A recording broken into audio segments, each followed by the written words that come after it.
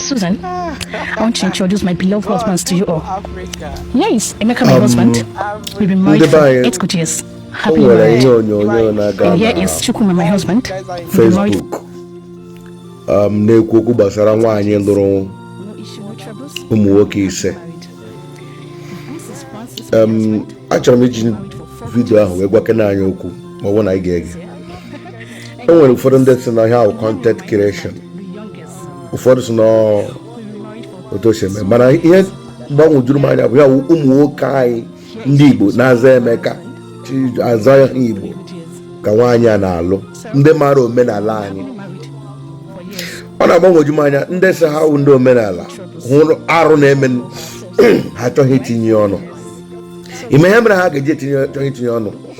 Unu nụrụ ụdị nkụzi dịgasị iche iche na-eme na-aga na Facebook na ịntanetị ugbu a. Mmadụ ga-agwazi gị na ekwensu bụ ihe ọma, na ọwụ chi ya, na ọ ihe kere ya, ọwụ onye ọma ya, na ndị ọcha mere ya nke a.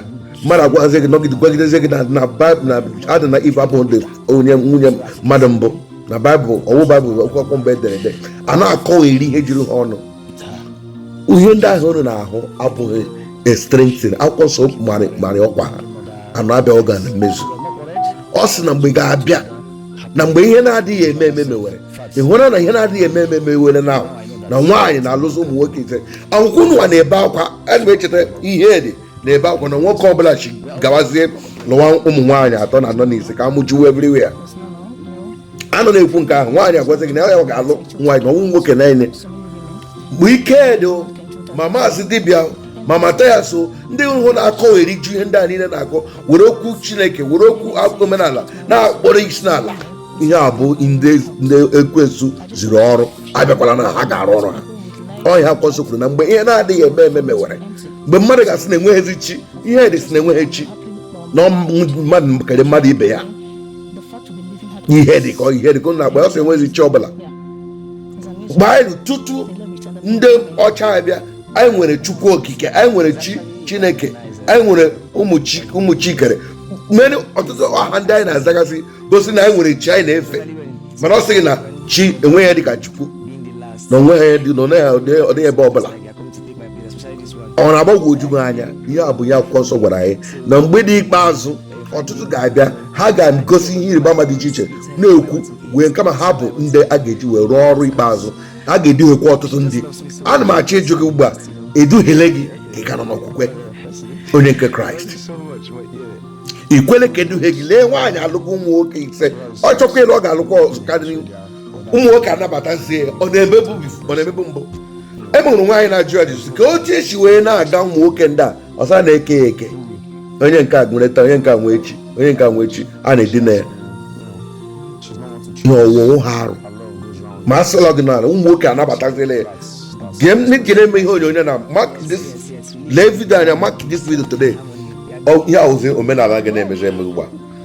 Anada mgbe ụma ga-ebilitekwa na nwere ego, nwere ike, nwere ihe ọbụla gbarakwa ụmụ nwoke ole na-alụ. Ma kwuru na ebe akwasị ụmụ nwaanyị gara na ụmụ nwoke lụwa karịa. Ọtụtụ obodo dịgasị iche iche na-eme protest na-asị mee ka ụmụ nwoke na-alụ karịa ofu nwaanyị, ma nwaanyị alụwazịla ụmụ nwoke na ugbu a ka unu ga-ahụzi scarcity of ụmụ nwoke.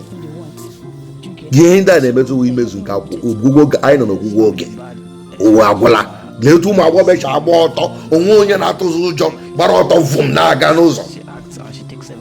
Nwa agbọghọ na ọgbọgbọtọ ha ga-efu ya. Lee ihe na-eme na soshal midia, onye pụta ya chịpụtacha ara ya ka ọ nwee viewers, onye pụta ya chịpụta otele ya ka ọ nwee viewers. Merenụ gawa.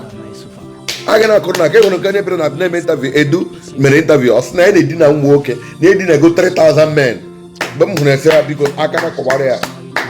Onye ndị na-atụpụrụ na fim model unu na-ele ya ele, ọ sị dịna 3,000 men. Ihe a bụ ụdị ihe unu ga na-ahụ n'ọgwụgwụ oge a. Mana ebere m na-emere gụwa onye maara Chineke dapụrụ n'okwukwe n'ihi nke eri ndị a na-akọ erizi ugbu a. Ma ịma Chineke ị na-efe, ibere m na-emere gị. Ọ sị ndị ọbụla dị the elect will be deceived. Ndị maara eziokwu ga-emecha iche egota ha amaghazi ebe ha nọ. Eduhiele gị. Ọ bụ isiokwu m dị na-achọ ka iwe gee ntị. Eduhiele gị ka ị ka nọ n'okwukwe. Ọ bụrụ na eduhiebe gị, ekele dị Chineke. Ma ọ bụrụ eduhiego gị, onye ahụ wuru ka gbara. Ma ịma chi na-efe, nke ya agwụla. Achọrọ m ka ihe onyonyo a dị ogologo, ma achọrọ m ka ị were rego eze gị ọnụ. Otu a ka ọ dịbụ na mbụ, na Chineke kere anyị tinye anyị na famili nọ ekpere Chineke. Anyị togile topụta na anyị marazi ihe karịa ndị nne na nna anyị. Ụka dịwara mgbe ndị na-ekpere omenala ha na-alụkwa ndị ụka, ha ebie n'udo, nwaanyị abụọ nwaanyị atọ tolite n'ezinụlọ. Ma ndị kwugbasị mba, mmadụ na-emesi na eme omenala, ihe na-eme n'ụka ka ọ na-eme n'omenala. Ndị mmadụ ahụkwa na-agakwa. Onye nke asịkwa na-eme n'ime ụka ewere ihe ọbụla na-eresisi ndị mmadụ, a na-ere ncha, ere spiritual water, ndị mmadụ na-agakwa. Mbidokwa nke mụgbasị na nsị nwe ihe oriri a ga na-eri nsị eri. Ị ga-ahụkwa ndị mmadụ na-abịakwa chọọchị nke mana gara mkpara chọọchị a ga-edi ihe ọtụtụ eduhiela gị. Amaghị Chineke nwe ọrịa. Ndị m na-ala n'iyi na ihe amaghị ihe, ọgwụ na-ama ihe nke ga-eru ole nke mmadụ ibe gị ga-eji gị na-eri gị mugu. Ebere m na-emere gị ka emesịa nọ.